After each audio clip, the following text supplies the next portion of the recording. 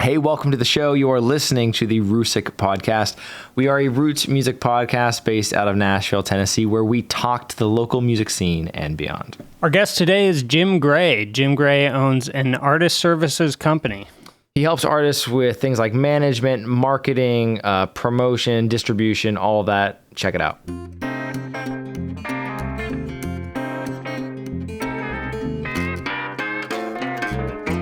So a little bit of a let's talk about personalities. Let's just start there. Let's do it. And let's go this route. Let's start with you maybe, and let's go. Oh, this is fantastic. Let's start with like, are you introvert or extrovert? And what are you for business? Because it's different. Yeah, I think this is going to probably sound like a bit of a cop-out. I think in my personal life, I can be both. I think there's times where I love spending time with people that I love, and in those situations, I can be a big personality.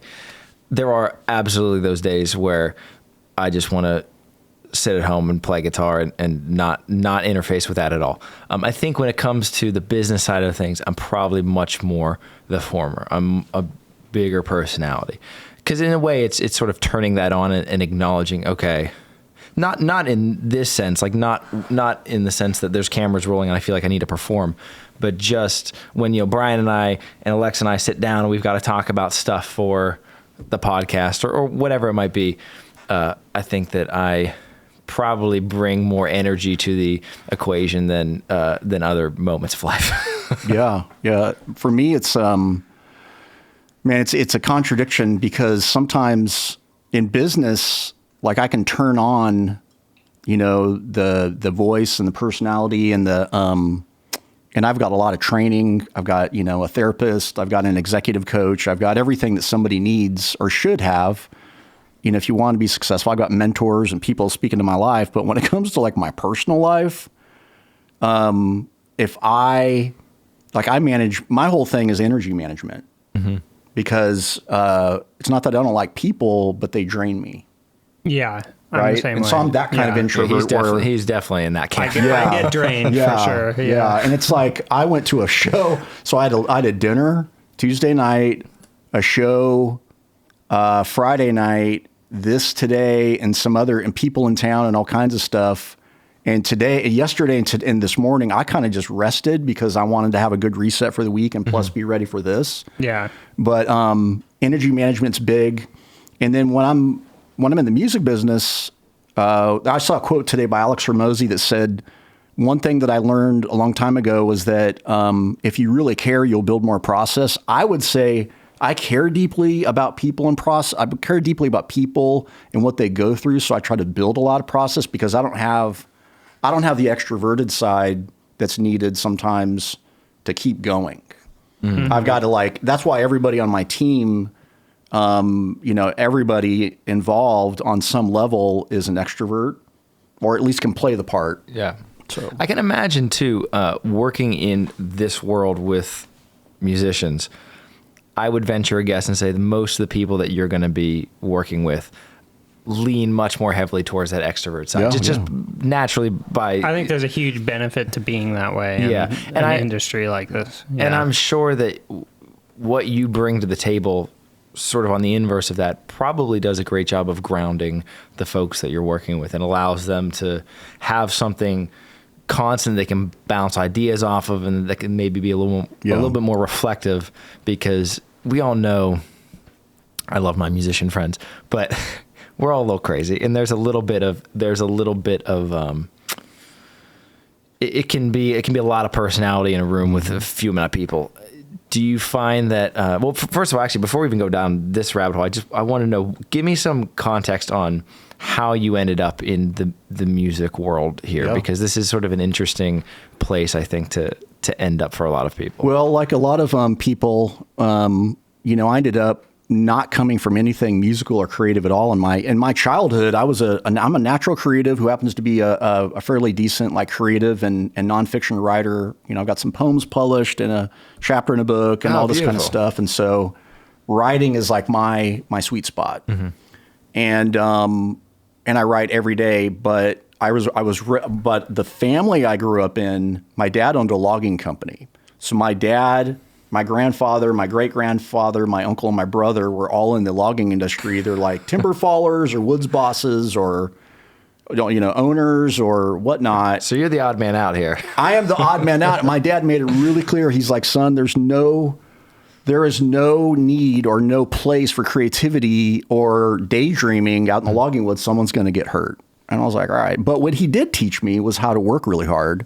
And that's been a real sweet spot for the most part. Like, I walk myself through to make sure that I'm not being a workaholic in some respects.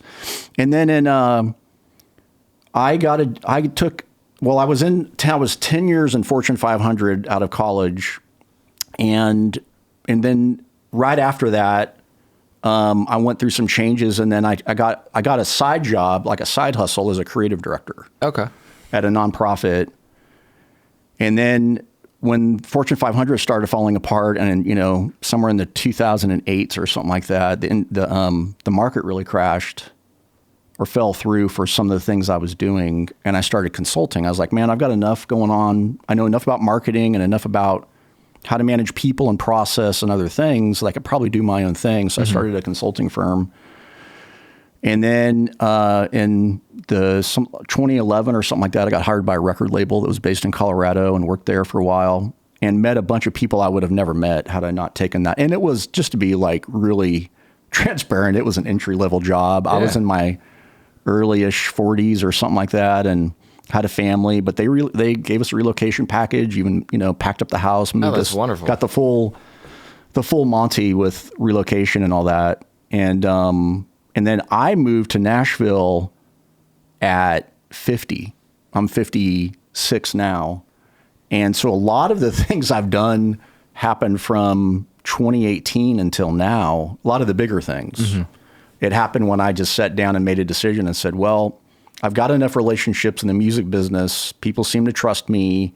I have enough experience from being a public speaker and a whole bunch of other things that I think I can make this work. Now, there are some days where I'm looking at the profit and loss statement and the margins and the business and overall, and I'm like, is this the best business to be in? I don't know. Mm-hmm. But there are some days where I'm like, I'd like to, usually it's right about the end of the year when I'm kind of fried. Yeah. Right around this time, I'm sort of like, do I really want to keep doing this? Right? I mean, we all do that to some extent. Absolutely. Because it's not, music business is like a good portion of it is like getting people to like write songs and get it produced and get it promoted and get it out there, and then all the touring stuff and everything else. Mm-hmm. And it's constantly saying like, well, what else? And why isn't this working? And go ahead. But now we've got a company. It's called Gray Artist Services, and we basically do four things. We do artist management, artist development, which is coaching, a full creative agency, and what looks like a record label, which is like a digital imprint. Okay. So kind of going off of that, I want to know, when you decided to make that shift and you said, okay, I want to put something together here that can serve all those different facets of what artists need, how did you go about actually laying out the groundwork for that? Because I mean, you rattle those off and those make complete sense. You think, yeah, obviously everyone would want X, Y, and Z, but how do you crack that code when you're starting and you're trying to build some kind of foundation there for artists? How do you actually go about starting to do that? Oh, I sat during the pandemic in my very old 100-year-old duplex that I used to live in East Nashville behind Rose Pepper, and I had nothing to do with it. I had nothing but time at that point. A lot of us did, yeah. Right? Yeah. Some are more productive than others. I at that point I was working a job for a creative agency as a writer and a strategist and a bunch of things like that. And as I was going through and trying to figure out how to build my music business, what I wanted that to look like, I was listening and asking a lot of artist questions. And many of them were saying, man, I want to get onto playlists. I don't know how to get onto playlists. I don't know how to meet curators. I want distribution. I need creative services at times, and I need advertising support. And there were a whole bunch of things they needed. But what I found the difference was between the clear line that I need to draw in the sand about what was management and what was development was more for somebody that was, or that is they've got enough going on. They need advice, but they're not ready for management. They're not Yeah. actually making any profit anywhere. They might be close to it. And then management, when I first moved to town, I felt like the substitute teacher, right? Where everybody's like, hey, I'd like for you to manage me. And I was like, wait a minute. And about a week into this, I'm like, this person doesn't have anything going on. It's just unneeded. Yeah, you don't they have want enough me to stuff. develop that. And like, hey, whatever you develop, I'll give you a percentage of it. I'm like, this is never going to work. Yeah. And Do you find, not to cut yeah, you go off, but ahead. do you find that there's overlap there with those skill sets? oh yeah. And I'm not going to lie, it took a lot of courage to get to where I am now. It took a lot of courage and then just a lot of bravery to like stay at it. Mm-hmm. My biggest secret is not quitting, because there are some days where you're like, in artist development and coaching, ideally I would love for those artist development clients to become artist management clients. Mm-hmm. But you'd have to keep them. Part of it is you've got to like acquire clients and then retain them. It's a business, right? One of the things I did during the pandemic is that I developed a partnership with another company, and they had Spotify and YouTube promotion services, and I just started selling that to. And had I not been a salesperson, I wouldn't have made it this far. Yeah, another thing I wanted to ask you is, of all of those skills that you had acquired prior to getting into the music world, what are the ones that you find served you the best? What translated the best? I imagine a great many. Yeah. I use the term kinetic energy, where, it's a culmination of things you've learned. So I'd say knowing how to communicate with people, how to communicate well. I would say knowing how to manage profit and loss, knowing how to manage. So really managing people, money, time, and then marketing, and knowing the difference between marketing and advertising. So as much as I'm talking to artists about how much they need to be marketing and advertising, I'm doing marketing and advertising for my own business. I mean, I consider this to be marketing and advertising, being on the podcast. And thanks for having me. Of course. But yeah, I think for me, a lot of the skills were transferable. The other thing was transferable was up until about 20 something. I don't know. It all becomes like one big date on the calendar. But I had a role as a senior level marketing person on a team. And one thing I was pretty sure was that there was going to be some manager. That's a new word. There's going to be some management folks and some development folks that were going to do some of the things I did, but they weren't going to have my level of experience with some of the things I did. And some of the numbers I had. I knew that I just had to build the right formula, if you will, or the right setting, and then test that. I needed time to test it out, because a lot of what I had was hunches. What I didn't have tons of numbers, and I didn't have a portfolio. I had to go out and build. The first level of what I did I called it folklore marketing. Okay. And I literally came to town, and I'd go meet with people and kind of tell them my story. And it's why I dress the way I do. It's what my hats, my shoes, the bracelets, the glasses, the beard, like it's all to be memorable, because I had to prove everything. I had no clients at that point. Mm-hmm. I had to build this from scratch. I love that. And there wasn't, and I did not take, just to be really clear, I did not take any online courses. Mm-hmm. I did not have a coach. I did not have a mentor. I literally figured this out based on things that I knew. You had to be tenacious and scrappy and agile.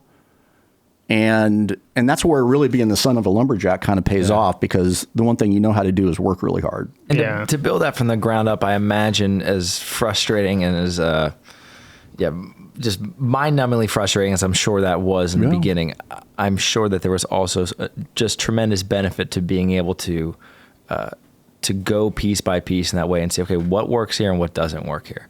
When you have artists come to you at this point, what is the process that you go through to determine what services that artist actually needs at any given time? Especially when, I can imagine that a lot of the folks that you have coming in, they probably don't really know what's best for them, so to speak. And they may not necessarily know exactly, and that's probably part of why they're, I'm sure, coming to you, is they don't really know exactly where to put their attention, or where for you guys to put your attention. So how do you handle that with artists coming in now? Yeah, so we're at the point now to where I'm running anybody new through something I call the gauntlet. And this is like an Olympic challenge. I'm being facetious, but and you'll find out. Gotta scare them a little bit. You gotta scare them a little bit. You don't really want to scare them, but you want to be realistic. And I found that it doesn't matter who the artist is. Like, you got to bring in everybody. For us and my team, we have to bring in everybody at the same level. And part of what we're developing now is, and we're doing this literally this week, is we have a discovery process. So it's a paid consultation. You sit with us, and we have I would call him a facilitator or a proctor, and he will walk you through. He's a musician as well, but he's a senior level creative director and a product manager. And we have him walk them through a discovery. So we learn the strengths, the weaknesses, and then in their overall marketing and their overall process, what are the bridges and what are the barriers in their existing business, and where could we come in and be an asset to them?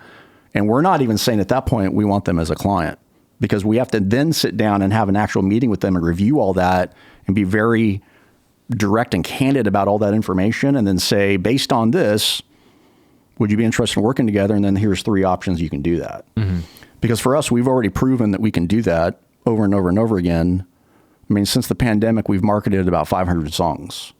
Oh, so we've got the data and the numbers, and we've had people come and go. And what works for me is, what I'm looking for is more like people, because when I first started doing this, and these are great questions, by the way, when I first started doing this, it was all completely on the artist side of the table, because I had to prove myself. Now it's like, well, that's cute and cool, and I love that, but how is that actually going to work? And how is what you're doing right now with your music business make an impact? Are you getting new listeners?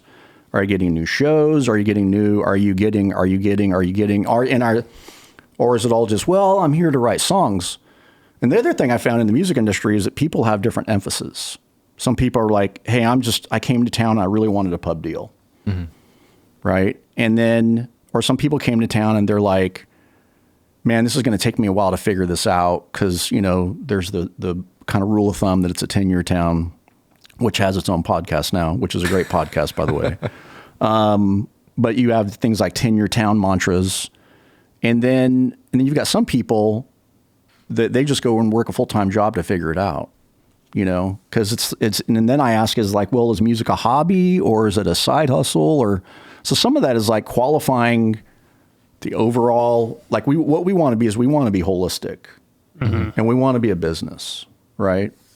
So for those folks that do have that initial consultation, and you find, okay, this person checks whatever boxes might need to be checked that we're interested. What do you find are the through lines between? Because I can only imagine that you have quite a variety of folks who have different interests and are looking for different things, like you said, in the music business. What do you find are the through lines between all of those artists that you're interested in working with? Yeah. So right now, I'm gonna take a drink. I'll go. We're on a roll here, guys. Good. I want to know when Brian's going to ask some questions. Oh man, he's here for the comic relief. He's I'm just kind of here. He's like, I'm just the eye candy. There we go. Pretty Exactly. much, yeah.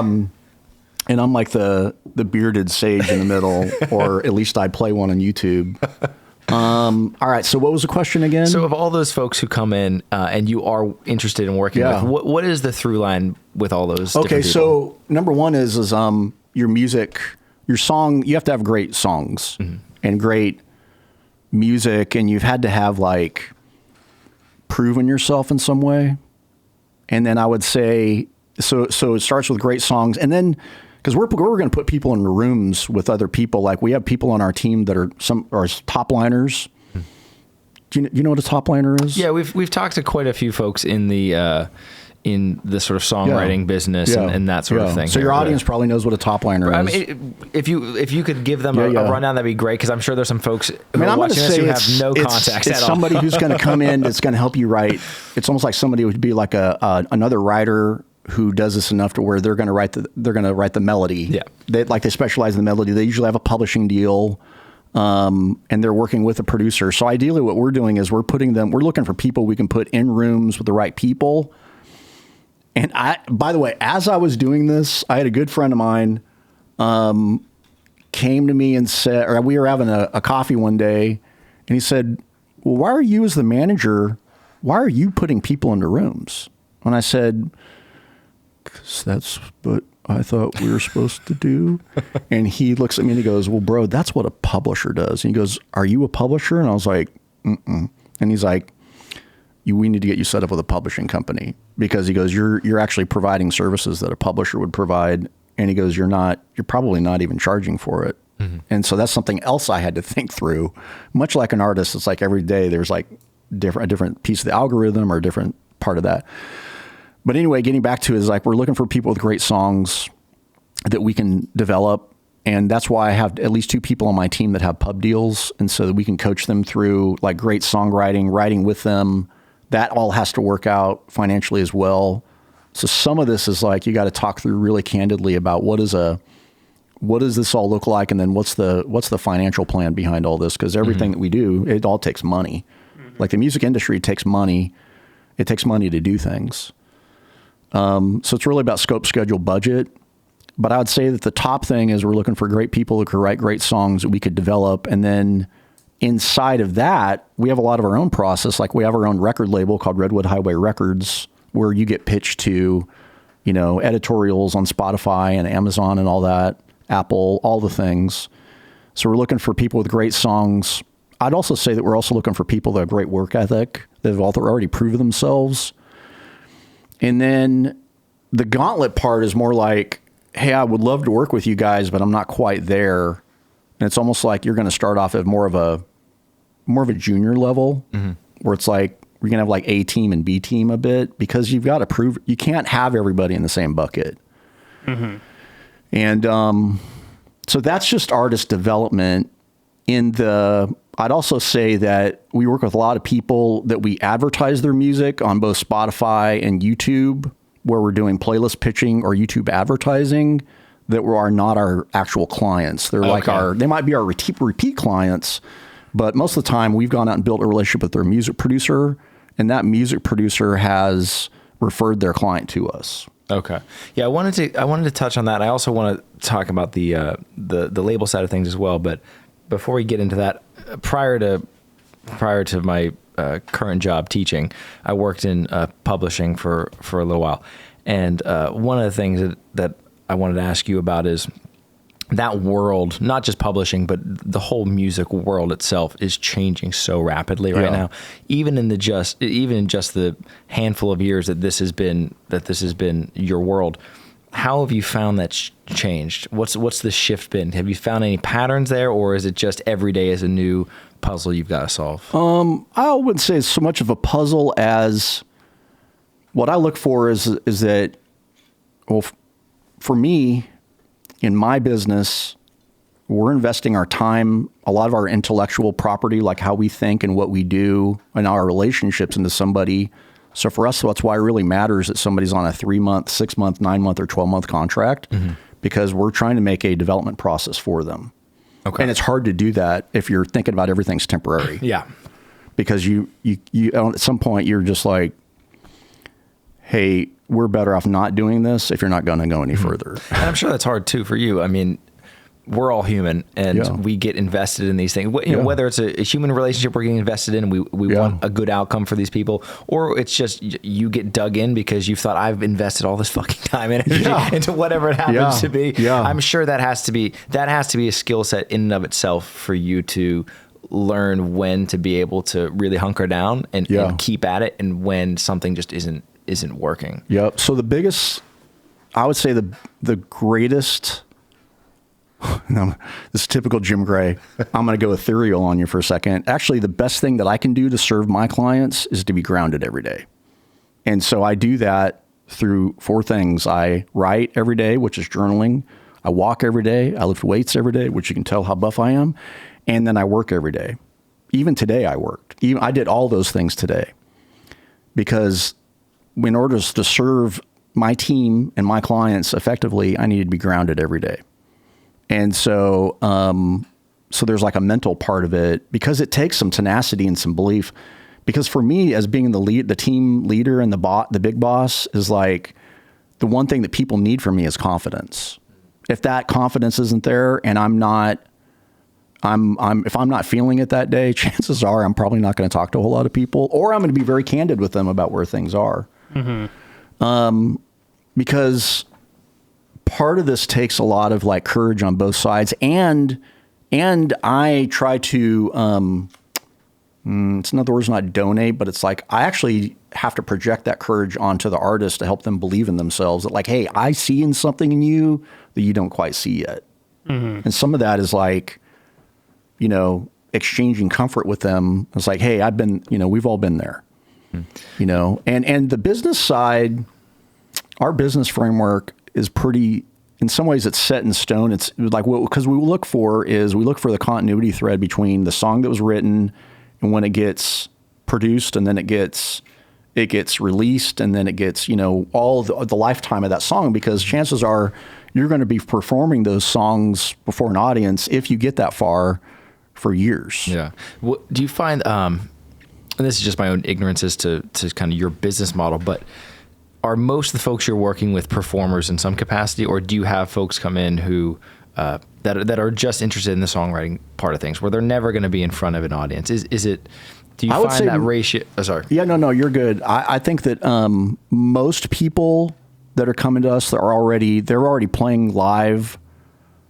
They're already playing live, and some of them, at least one or two of them, are fairly green, where they might have been playing out live, but they've never actually like looked at their brand. Okay. So everybody's coming in. It's a lot like if you've ever been to Los Angeles and you've got like where the 405, the 101, and like all these freeways are meeting, and you got to decide which exit you're going to do, and what the GPS is telling you, and maybe you're dealing with who knows, traffic and all that. Yeah, we're both from Southern California. So me too. So and that's why I say the 101 to the 405 to the 5 when I'm living here, and I'm going to be like, you're going to take the 65, and they're like, why are you saying that? And I'm like, I can't stop. What we do over there, yeah. I can't stop. And most of the time, though, also as a side note, I don't tell people I'm originally from California. Yeah, I keep that very. Yeah. It's not like.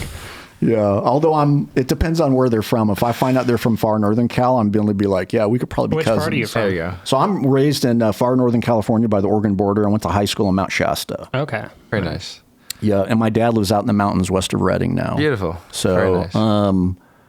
But yeah, to get back to it is like, I've learned that I had to become much more of a thinker to make all this happen. Mm-hmm. The business side isn't really that difficult, and really the sales side isn't that difficult. It was more about like sitting down and saying, what do we want to do, and what do we want to provide, and then what does a really good client for us look like, and then what's the journey that they want to go on, and do we have something to offer them in that journey? Some people, they're going to want more than, it's kind of like booking. Every artist needs booking. Yeah. And in the beginning, I was like, no, I don't really want to be offering booking services as a standalone.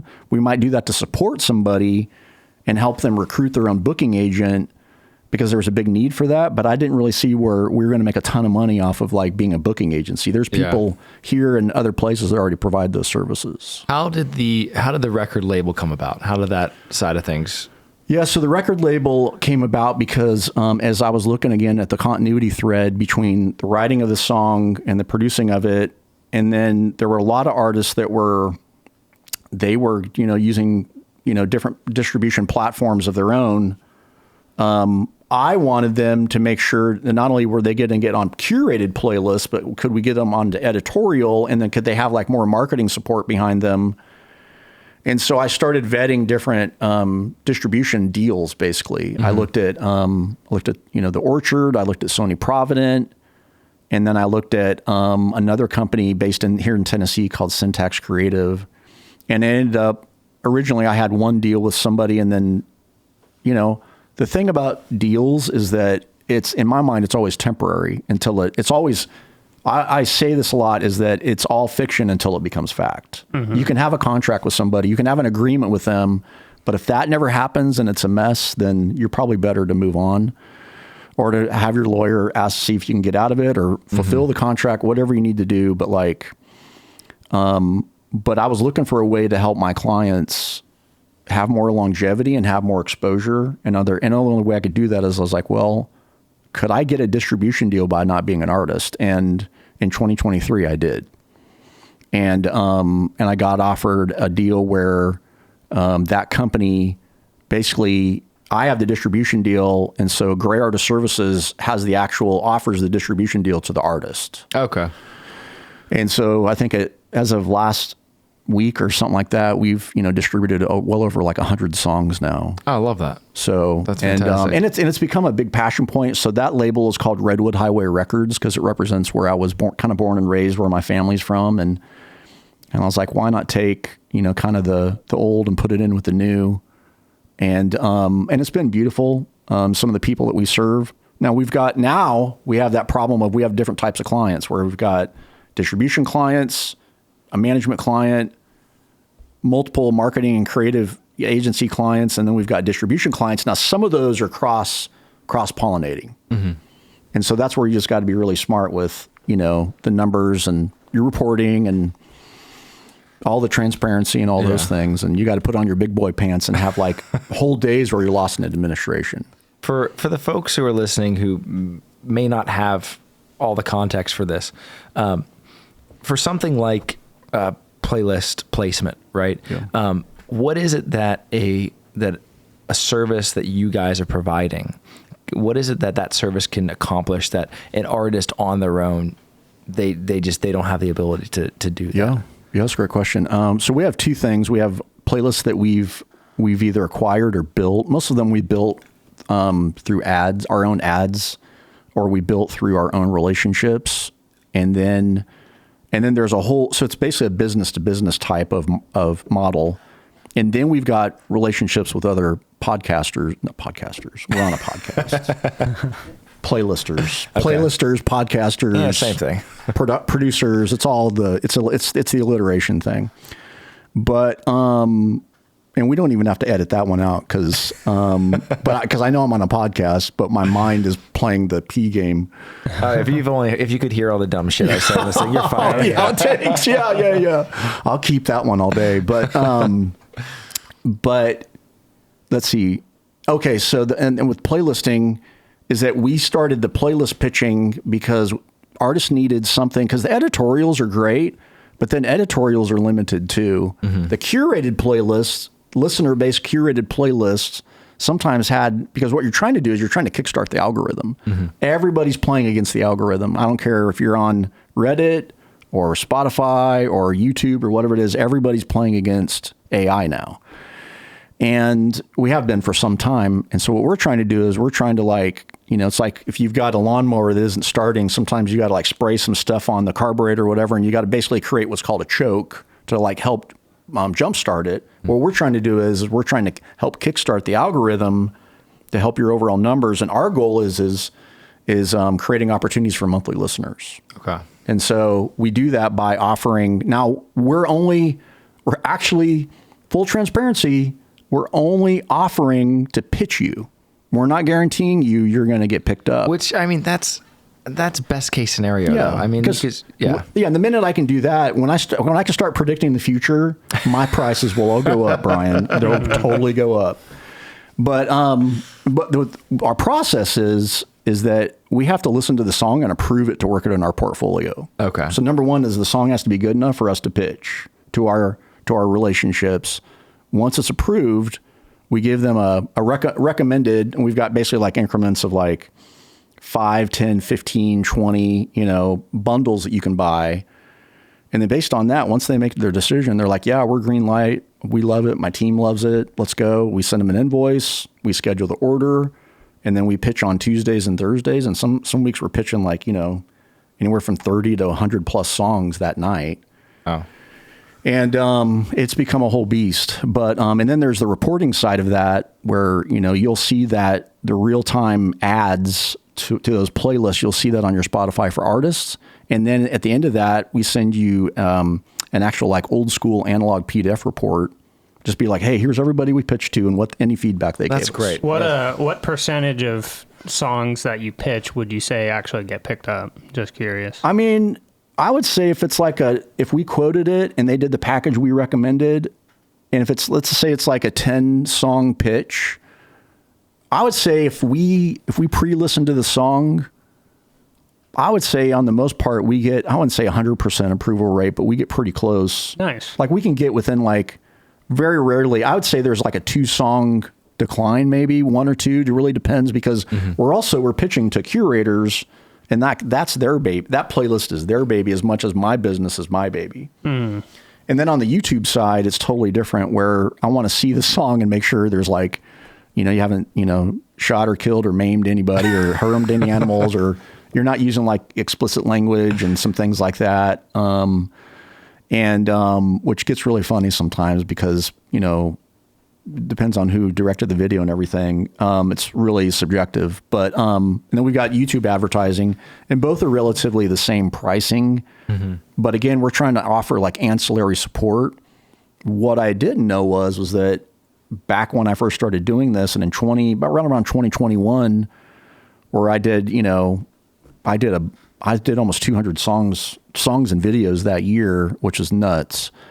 Like full record campaigns and stuff like that. Out of that would come long-standing relationships with producers and with artists, one of which we manage now, an artist out of Tulsa, Oklahoma named Grady Nichols. He is a pop and adult contemporary saxophone player. Love it. Which is a hard game to be in.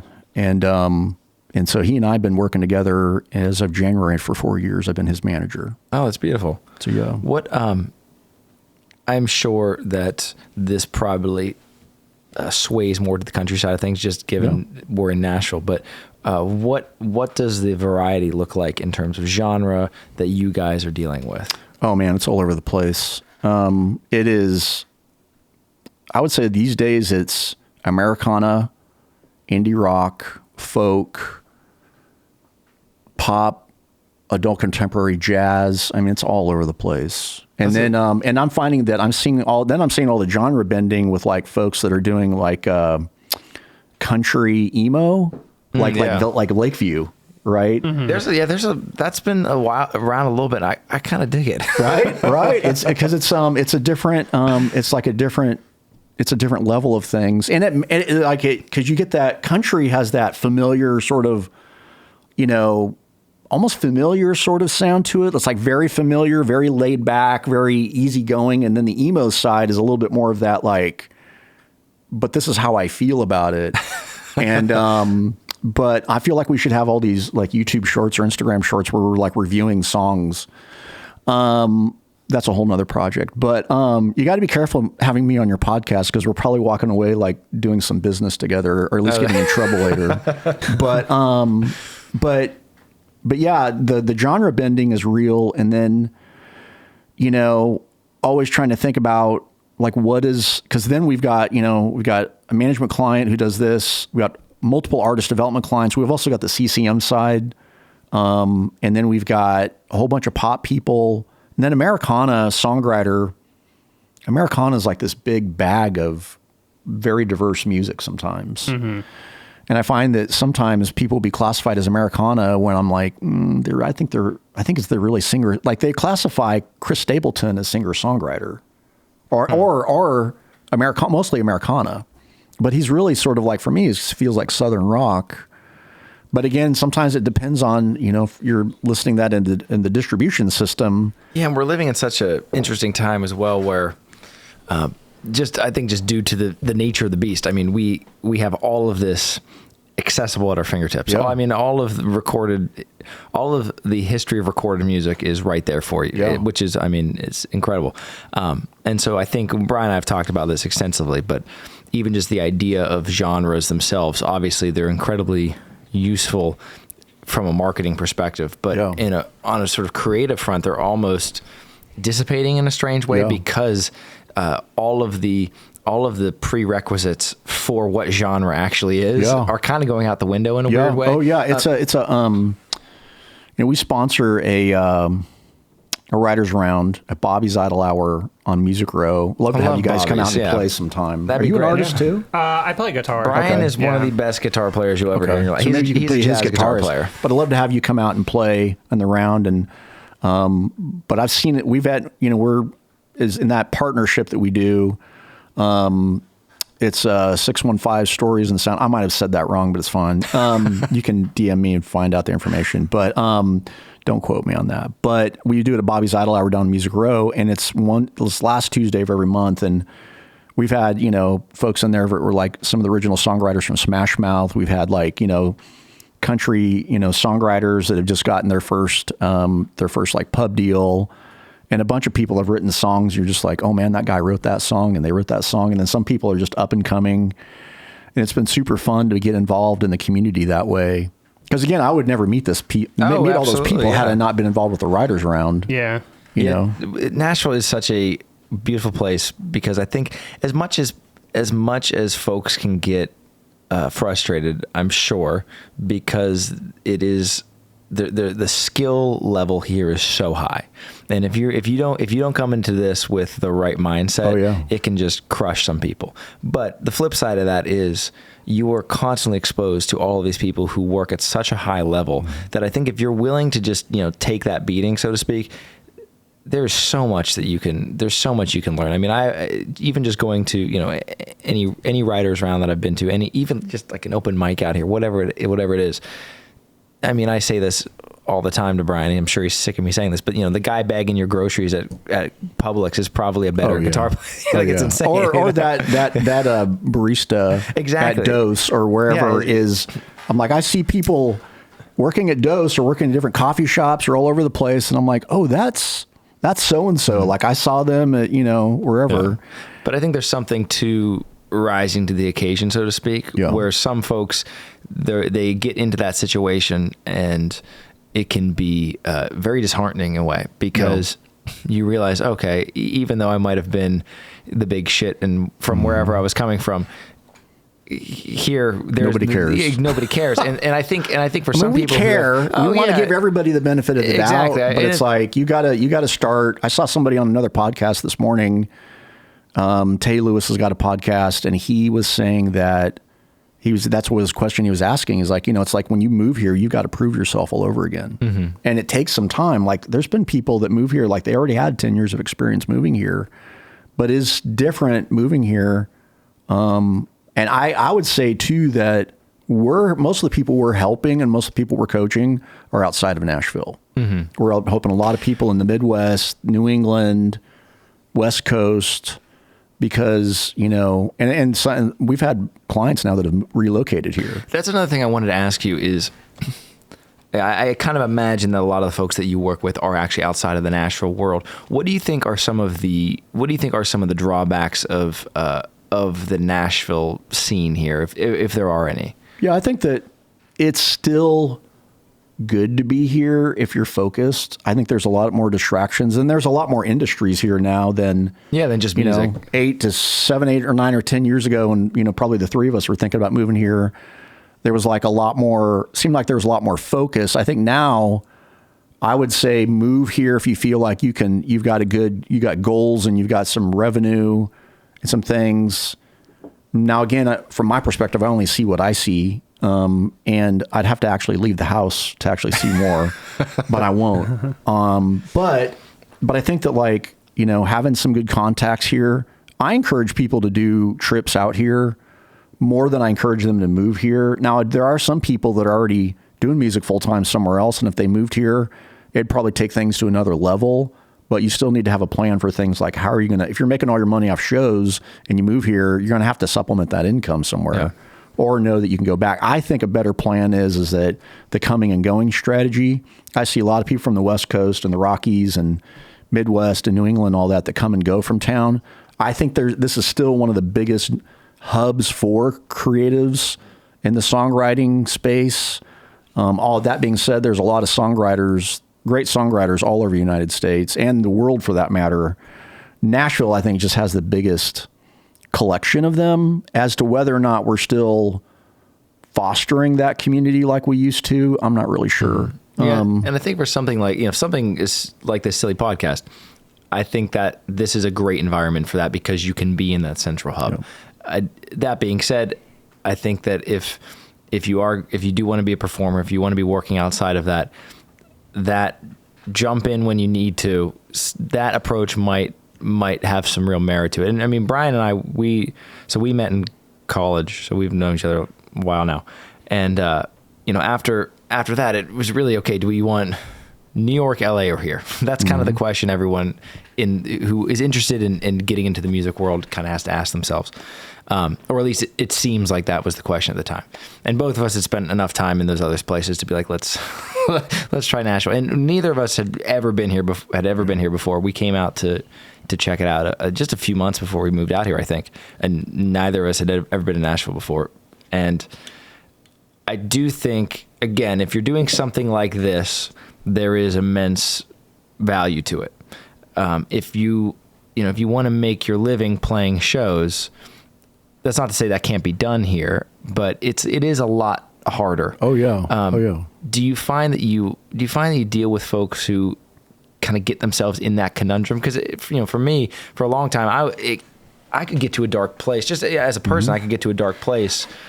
Luckily, I was able to turn things around in my life over the years. But when you're in an environment like that, where everything seems right there, but so far out of reach at the same time, that can really mess with people. Do you find a lot of what you're doing, in a strange way, is almost therapy for people to be able to express to them, okay, like you just got to stay on, got to stay on track here. Just put your head down and keep going. I would tell you, man, that like some of the best training I have is being a parent. Like I'm the parent of three, one 30-something and then two 20-somethings. And next year I'm going to be the parent of two 30-somethings, which is crazy to me. But well, congratulations. Thank you. Beautiful. I think I got an early start, so started and finished. But I have three. I have an oldest son who's the lead singer of a band based in Denver. They've been together about a decade now. What are they called? They're called Post-War. Post-War. Yep. And Post-War Denver, and they're constantly playing shows and all of that. And I'm a big fan of their sound and their music. And then my daughter, who's the middle child, she's an actress based out of Indianapolis. And then my youngest son lives here in town and is somebody's trying to figure out what he's doing with his music and writing songs all the time. And fortunately for him, he lives in a house where, they have a recording studio in the house. Oh, that's so fantastic. He's able to just go down there and write songs. And I mean, how great is that? That's right. And he actually started off as doing EDM music. We bought him Fruity Loops when he was in high school. I love that. And he probably disappeared for like 2 weeks during Christmas break and came out and was like, "Hey Dad, listen for the drop." And I was like, "I don't know what that is, but I'll just fake it." But, and he's now doing EDM pop. And then there's some country in there. The oldest one is a little bit more like, post pop or punk pop or post punk. I don't know. It's a big variety, but yeah, I would say that being a parent of three creatives was probably the best training for as far as the people side. And then there's 5 questions that I ask, when I started off doing part of what I do now, about 5 years ago, I started asking people 5 questions. It was, where are you thriving? Where are you struggling? What's confusing? What's missing? And what's next? It was almost like, what do you feel are the gaps in your business or even your thinking that's affecting your business? Is there one of those that seems to be the most common between artists? Or I would say that the thriving part, they're going to struggle with because, everybody wants to talk about what they do, but they're a little bit scared of it, I think. Yeah. We're all scared of compliments at some level. Even I am. Like, somebody's complimenting me yesterday and they're like, "Can't you just take a compliment?" And I'm like, "No, I can't, because I'm an overachiever. Always have been my whole life." But for people that are high achievers, they fear the gaps, right? We all fear the gaps. We fear to sit down and have a candid conversation about our finances, our money, our relationships. We'd rather like look on social media and find a meme or something or some post that's going to magically solve our problems. And we're like, "Man, I did that and that changed my life." It's like, no, hell no. But what I find is that there's the idea of like in fitness about doing the reps. And it's probably the fact is that you might have a really great idea and a great amount of passion, but you haven't had enough reps yet. Mm-hmm. You haven't actually done it time over time over time. It hasn't been tested. And I have a mantra. You'll find that Jim Gray is full of mantras, but and one of those is let's not confuse enthusiasm with priority. It's not bad to be enthusiastic, but you got to have your priorities straight too, because what's going to really matter is when the enthusiasm is going to go away. The point of the mantra is that when the enthusiasm goes away, you got to have something that's going to ground you when things get dark or you're out of money, right? The money part is a big part of just helping people like, hey, can you actually afford this? You know, you might not be able to do this package. You might want to really do this package, but it's going to be a stretch for you. Maybe you're better off to start here and you can work your way into other things. And we have quite a few clients that have like, you know, regular jobs, you know, and they're also, that. and they're also, right. And they're also doing their, that's like you, they're doing a full-time job. Some of them have full-time jobs, families, you know, aging parents, and then they've got their music business. And so, but yeah, there's that, to answer your question, there's that kind of that therapy part, kind of that dad part, the Uncle Jim part. It helps to have a white beard sometimes. I probably got the white beard from answering some of those questions. But I also find that, you know, sometimes we become neurotic because we get lost in our own thinking, right? We become like anxious, afraid, or whatever, because we might be really super talented and great songwriters and great performers, but like there's an awful lot of things that we spend our time thinking about. Like I keep seeing this meme constantly about, you know, artists have to be content creators. And it's like, really guys, like we've been having to create content now for a few years. Like just make a plan and fucking just do it. And stick with it and just do it. Just fucking do it. I love saying the F word. I mean, I was raised in a logging family where the F word was like, you know, eating your Wheaties every day. That was a decision very early on when we started doing this. We thought, you know what, this is going to be as candid as possible. One thing that I also just kind of piggybacking off of that wanted to ask you about, all of the business stuff aside, and I'm sure that when you're in that world, you have that business cap on. What does it feel like as someone who is a father of 3 creative people? This might seem like a strange question, but what is it like when you really enjoy the stuff that those kids are making on a creative level? What is that like for you? Because that's something that I don't have. That obviously I don't have that experience. So what does that feel like for you? Because it seems like it's a kind of across the board with what your kids do. What is that like to actually not just be, I'm sure, immensely proud of those people, but to actually really have a passion for the thing that they've made? Yeah. I would say it makes you feel good. I'm very grateful I got to be a dad. It's one of my biggest, like there's pictures. If you guys ever come to the office, which you should sometime, I've got pictures of my kids all over the place because it was like my early sources of creativity and inspiration. They were always around when those things happened. The early nucleus of all this. And it reminds me of like why I keep fighting every day to do this, even though now I'm a single empty nester, you know, living in Nashville and doing my thing. But what was the question again? No, what is that like to feel when that? I see them achieve things, I'm like, man, love what you guys are doing. And like and inspires me even because I'm like, there's a lot of days, especially towards the end of the year, right around the holidays, I'm about fried. I've had so many meetings and answered so many questions and been on so many podcasts and other things. I think I have one more podcast interview this year and then I'm done. I love it. But seeing them do things, I would say that there's definitely proud dad moments. And, cause like my daughter, you know, is very active in her church and she's like, you know, active in the local community theater and just had like a lead role. And then, you know, youngest son is performing music and he was played at my writers round that I sponsor a couple months ago. And I was fantastic. just like, man, how cool was that? Just to have that moment. And oldest son just is doing his thing. He's kind of a beast, but, to see all that happen is really cool. And I explained to a friend of mine the other day that when my kids were younger, it was like you could see your creativity like seeping out through you in coming into them, and they were just trying to like figure it out. You're watching them learn and figure it out in real time and testing it out and having conversations about that.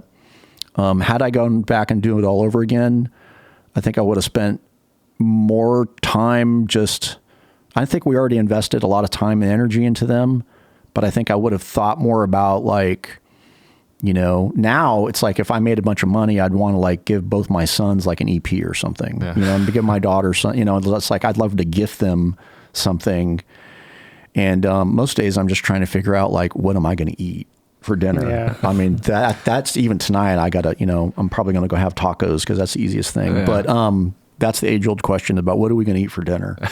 But that's how real life is. But man, there is a sense of pride there, and also think it encourages me to keep going with my own personal creative ventures.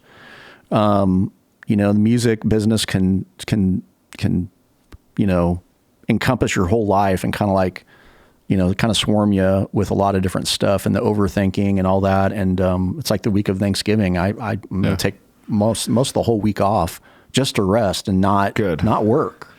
See, but we're all in luck because soon AI is going to run all this for us. So we're not. Man, fuck AI. What are your feelings? I mean, obviously, we're now living in an interesting moment where we've had AI seemingly drift into the creative world in an unprecedented way. How do you feel about all of this? Man, I think I think that a lot of the things that we were doing, I think people are using AI, like they've been using Suno to write I've seen a lot of people using it to write demos, right? I think that in some levels it's good. It's really crazy to me where it's like this advanced search engine. I think a lot of us were thinking it would be like Star Trek where you'd walk up to the bridge or whatever, like Captain Picard and be like, Enterprise, tell me what is for dinner tonight, next week or whatever. And it would be, and it's like, no, actually you've got to train it. It's got to learn how you think and what you do. And, so I think though there's probably some things being developed at a level, but here's where I'm at is that when I look at something like whether it's a dating app or Facebook or Instagram or whatever, it's software that somebody built with investors' dollars, and they've got to prove and develop these things, and it's got to turn revenue, which sounds familiar because I'm in the business. And it's not surprising to me that people developed AI to do things that they're like, man, I never imagined it would have done that, but like we're seeing the consequences to it. And I did some research I was looking at some articles today about, because there's this new country artist. Apparently the artist and the song, like the whole project is all AI based. Yeah, that's what I hear. There's a lot of stuff out there, and Spotify has been like pushing it hard. Yeah, because there was that first album, or at least the first one that kind of broke into the zeitgeist a few months ago that we were talking about on here, and now it seems like the floodgates are close to open, which actually canceled my Spotify membership because they kept recommending me AI shit. And I was like, I'm out. No. I've heard that there's like entire bands. I saw one a couple months ago that was like an entire band that was all fake. Yeah, I think that's probably the one we were looking at. Yeah. And it's a weird thing because if we're comparing our data, Spotify is like the only platform that bookers look at. They're like, well, what are your Spotify numbers? And then what are your YouTube numbers? And then, have you sold, how many shows have you done? And all of that. Well, a AI band is not going to go out and perform. Yeah. So how is that going to affect things? And then there's the whole intellectual property side of, fake songs and all of this. And so I think we still have to do our due diligence. I did see an interview a couple months ago by a lawyer. I can't think of his name. It was on the 10-year podcast. He had a lot of great things to say about it. I would say we're all going to have to be very up to date on what's what and what affects our areas. And then, but I think that like the problem is that some of these companies, it's kind of like when something happens and somebody wants to boycott, I don't know, whatever, Walmart, Target, or JCPenney's or whatever your thing is. People do the JCPenney's thing, but it's like, is that really going to make a difference, or is it better? Like, how does this affect my daily life and me and my associates and my podcast and my periphery and my friends and my projects? I think when it starts affecting things closer to home, then it becomes a little bit more dangerous. Yeah. And, but I was having a cigar about a month ago with a friend of mine, and this is a guy who's like, written some songs, written and produced some stuff that's out there that's really good. That's like kind of legendary. And he's part of an institute as well. And he's using, guys like that are using AI tools to help with demos. Mm. Now, it used to be back in the day, I'd say back in the day is like 3 to 5 years ago, you'd pay somebody $300 to make a work tape for you. Now, when you say to make demos, is that, okay, you're using this to make beats and to... You're using it to basically make like a well-produced scratch track, if you will. Okay. It's basically like a work tape. Yeah. That a demo that you could use, be like, let's say the three of us were going to work on a project together, and you're like, hey, I did this demo. You would use AI software to do the demo, because it's going to cut off the time involved with... Now, you still got to tell it what to do, and you still have to give it the scratch track, but it's basically going to make a work tape. That's where I think this stuff gets interesting. And I mean, we could so easily go down the rabbit hole with all of this, but AI in that capacity, I see in many ways is just another tool in the tool belt. Yeah. I mean, whether that's the invention of the piano or whether that's the technology used to do something like that, in my mind, there's sort of no way around that. And I'm sure that there are going to be incredibly creative people who can use that in interesting ways.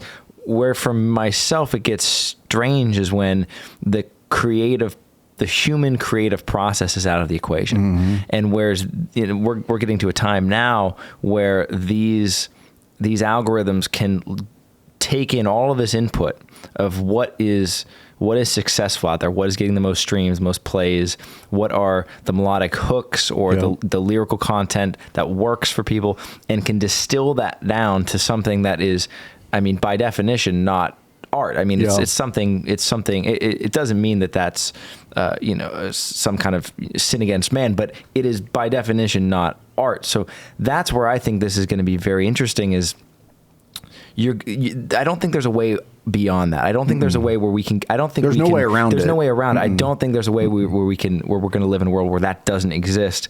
So I think what I'm most fascinated about, and I'd love to hear your thoughts on this, is how are we going to move forward in a world where we know that we're inevitably going to have that, and then we're going to have artist-driven creative output, whatever you want to call it. I mean, how do you see that world unfolding? Well, I think that for me, it's going to go back to, in my world, where I think there's two answers to that. One is, as far as the industry, you're going to have to be much more self-educated about some things. And I just started using AI recently, like chat and all that, like to help me with some research things.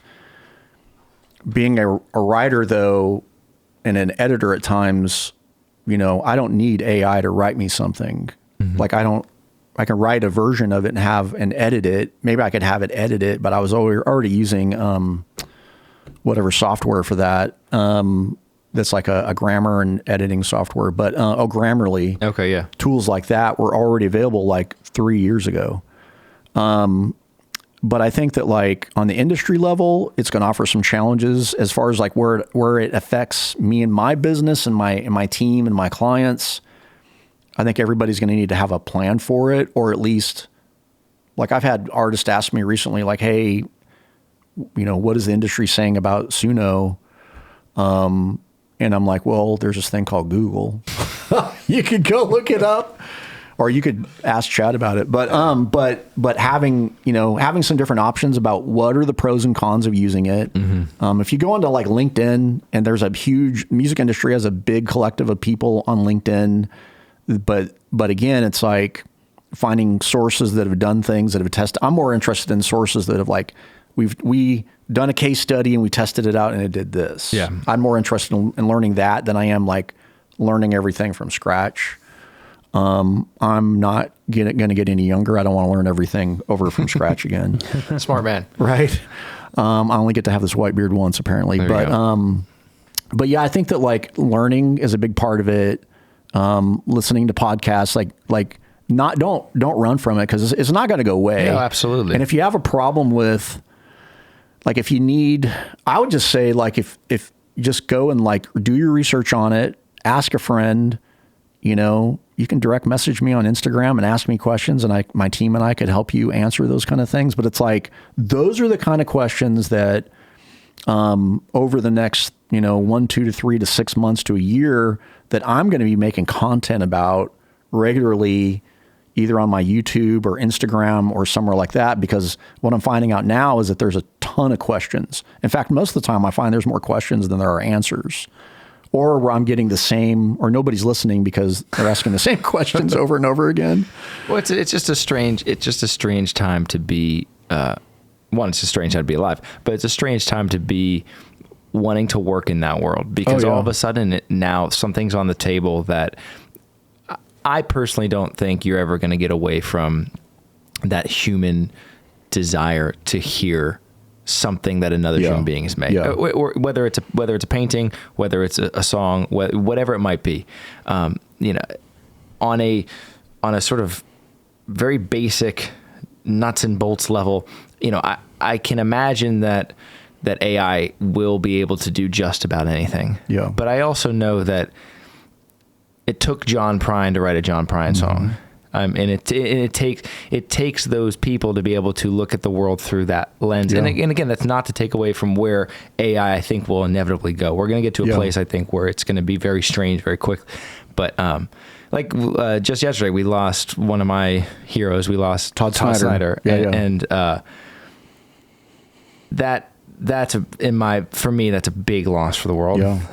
So I'm a little, full transparency is that I didn't know who Todd Snyder was. Now, and that's actually not that unthinkable, because I didn't even know that much about John Prine.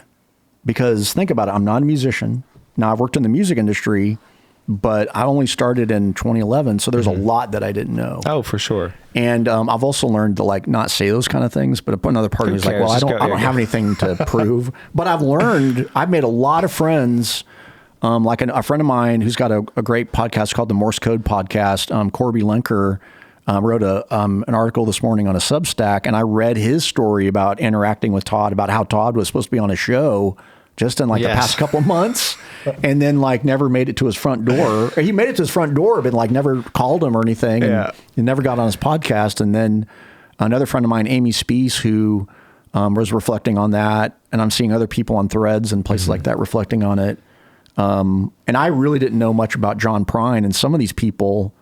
But when it came to people like, the Beatles or Springsteen, like I just watched have you guys seen the Springsteen movie? I have not. The biopic. No. It's pretty good. Yeah, it's dark for sure, and it talks about how he wrote his record, Nebraska. Yeah, great record. Right? It's pretty dark. Like when you look at the source material for Nebraska, like he was watching a movie about a guy who's like a traveling serial killer, and that's where he gets his inspiration. And I think, though, the problem was that it competed with the Dylan movie a bit, or at least they say that. But there was also like you'd have to know, it's like watching a Star Wars movie or a Marvel movie. You'd have to know like the canon of Star Wars or Marvel when you see a new movie, and like when you watch the Captain America and the Red Hulk or whatever it was. Yeah, I don't need to do homework before I go see a movie. Yeah, exactly. I need like the Cliff Notes version. Yeah. But I'm a big fan of education. I think in my mid 50s, like still learning, the ability to learn and the ability to like ask people for advice and having mentors and advisors is huge. And if you can't afford a coach, go find a mentor, like go ask questions, like be curious, like don't give in to fear or anxiety. Like whatever brought you to Nashville, it's still inside of you. You just got to like revisit that. And then sit down and say, all right, I made it this far. What have I learned? Every day when I wake up, I express gratitude every day for whatever's happened in the past 24 hours, like great coffee, great food. It better be great coffee. Being on a podcast, making new friends. I think mindset's everything. I say a lot of times that, gratitude sets my attitude. And I think a lot of us just need an attitude check. we probably just need to or we need to go to therapy, or we need a vacation, or both, or all three. So on the whole nother level, I have it's going to sound like I was in a recovery program, and maybe I am. It's called HALTS, and it's, am I hungry, angry, lonely, tired, sick, or stressed about something? Mm-hmm. Most of the time I need a nap or I need some food. Right. Yeah. And that's, but therapy has also been like one of the biggest tools I've used. I don't think that any of those tools by themselves are good enough. You still got to do your own work, like the hard work of sitting and thinking and not letting others make your decisions for you. Yeah. Regardless of who you are. If you've got a manager or an artist development coach, like, you can't rely on those people to make all your decisions for you. They're there to be guides. You're Absolutely. there to be the hero. So you got to do your role. I love it. I love it. Well, I got to say, I'm so happy we had you on. I know this has been a long time coming. Dude, this has been like sickness and travel and who knows what, but no, I love it. I love it. I really, really appreciate you taking the time, because as we established, you're a busy man, and this was a ball. I love getting to pick your brain about all this kind of this stuff. This is so much fun. And also I want to just, for the record, I just want to say that that I'm fully clothed and not in my workout clothes. Usually at this time of night, I'm watching like a football game and ready to eat dinner and probably have had a nap by now. But super fun. I really appreciate you guys having me out. Fantastic. You're Thanks welcome. for coming on. Yeah, come back anytime. Yeah, I'd love to come back and we can talk about AI again and how messed up things are. Oh, it's only going to get crazier, guys. It's only going to get crazier in a couple years. Yeah, there you go. Only going to get wilder. Well, thank you very much. Thank you. Awesome. How'd I do, Dad? That was wonderful. I really, really had a ball. That's the coolest part of this. Is brains about all this good stuff. Yeah. Oh, actually, can we grab a couple pictures with you before you? Yeah, absolutely.